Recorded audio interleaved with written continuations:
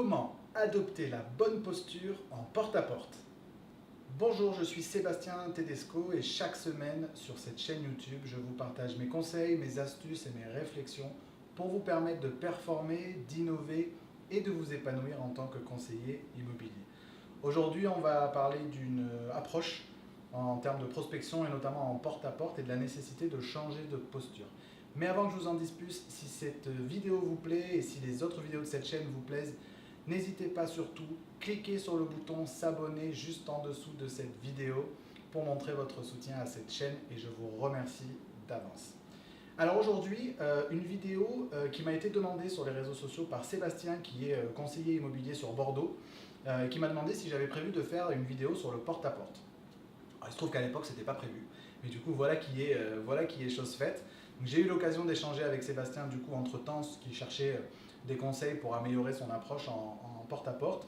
Et finalement, je lui ai donné un conseil qui est tout simple, qui est en fait le conseil que je donne systématiquement, et c'est mon conseil numéro 1 en prospection en général, et qui s'applique tout à fait au porte-à-porte. C'est la nécessité de changer de posture en prospection pour passer d'une posture de demandeur à une posture d'offreur. Donc c'est une notion dont on a longuement débattu avec Mathieu Doumalin que j'ai interviewé sur cette chaîne. Vous avez une vidéo sur cette chaîne que j'ai tournée il y a quelques semaines. Je vous mets le lien en description de la vidéo. Une vidéo d'une demi-heure où on a parlé prospection en général et on a longuement débattu de cette notion, de cette nécessité d'adopter une posture d'offreur. Alors, la posture d'offreur, du coup, qu'est-ce que ça veut dire? Quand on est en porte-à-porte, généralement, actuellement, les conseillers immobiliers ont tendance à aller effectivement donc, solliciter des gens dans des copropriétés ou dans maison individuelle en leur disant ben voilà, je suis le conseiller X du réseau Y et j'étais dans le secteur, je cherchais à savoir si vous déteniez peut-être une information utile, si vous connaissiez quelqu'un qui aurait un projet immobilier dans votre entourage ou dans l'immeuble. Posture de demandeur, vous posez une question. Et c'est une posture dans laquelle de moins en moins de conseillers se reconnaissent parce qu'en réalité c'est une posture de démarchage.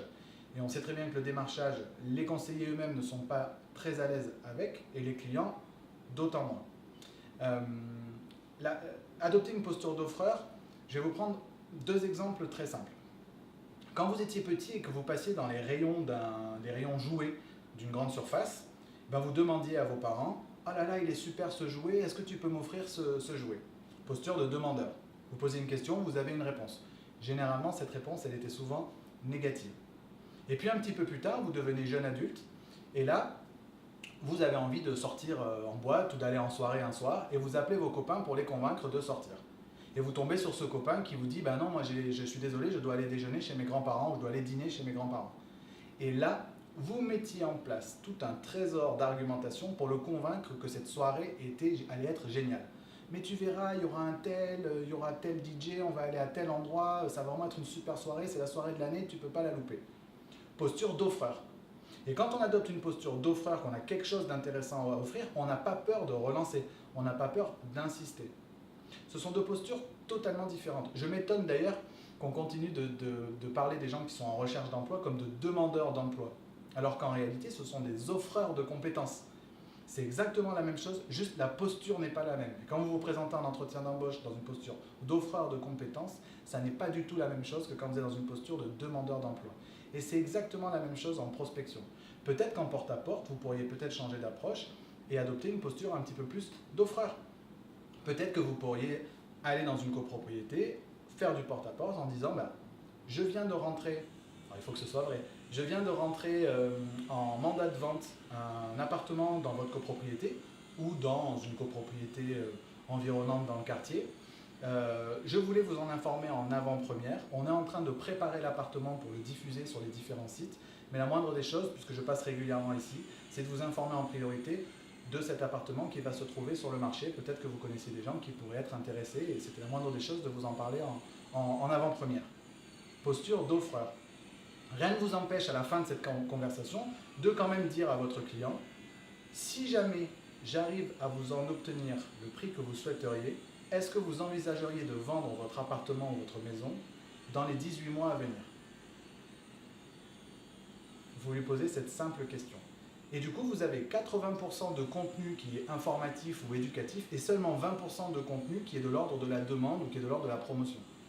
Et ça, je vous invite à le faire, quelle que soit votre méthodologie de prospection, de vous dire qu'est-ce que je peux offrir, qu'est-ce que je peux apporter à mon interlocuteur plutôt que qu'est-ce que je peux obtenir de lui.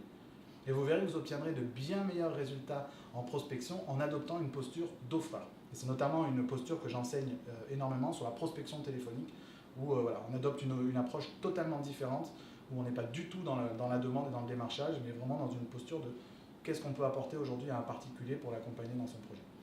Voilà ce que je voulais vous dire aujourd'hui. Vous avez énormément de choses à offrir et tellement peu à demander finalement. Donc n'hésitez pas à adopter cette posture. Il me reste à vous souhaiter une excellente semaine. Si cette vidéo vous a plu, n'hésitez pas à la liker, à la partager, à la commenter. Je serai ravi d'échanger avec vous. Je vous souhaite une belle fin de journée et d'ici là, be good, be different et be yourself. Ciao!